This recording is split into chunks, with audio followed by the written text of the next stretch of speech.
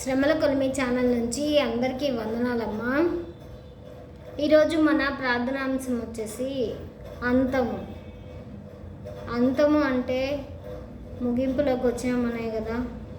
ముగింపు అంటే రెండో రాకడ వస్తుంది. రెండో రాకడ వచ్చిందంటే దేవునితో మనం ఎత్తబడతామనే కదా. ఎత్తబడడానికి కూడా చాలా ఉన్నాయమ్మా. మేము పరిశుద్ధులం అనుకోవడం కాదు.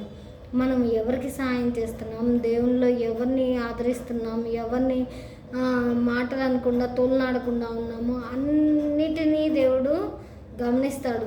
ముఖ్యంగా మనం బాప్తీసం తీసుకోవాలి.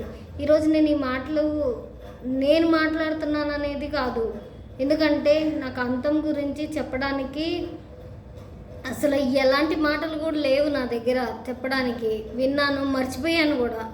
ఇప్పుడు ఈ మాటలు ఎలా మాట్లాడుతున్నానో నాకు తెలీదు. అంతంలో మనం ముఖ్యంగా తీసుకోవాల్సింది ఏంటి? బాప్తీసం తీసుకుంటే దేవుని రాజ్యంలో ఏదో ఒక మూల చిన్న ప్లేస్లో అయినా పడి ఉంటాము. లేకపోతే మనము నరకంలోకి పోతాము. అంత్యక్రీస్తుని ఫేస్ చేయాల్సి వచ్చింది. ఇన్ని ఫేస్ చేస్తాము, కానీ వాళ్ళందరినీ ఫేస్ చేస్తున్నప్పుడు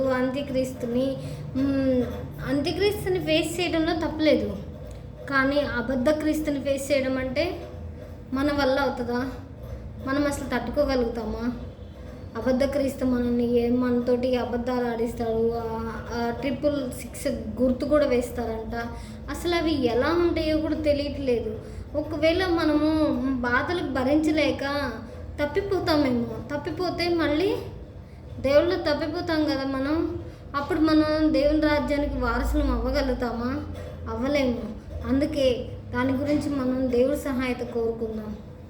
కృపాశక్తి సంపన్నుడైన నా ప్రియ పరలోకపు తండ్రి, నీ నామానికి వేలాది వందనాలు, స్తుతులు, స్తోత్రాలు తండ్రి అని మేము వేణువులతో కొనియాడుచుండగా మాకు సహాయం చేయండి తండ్రి.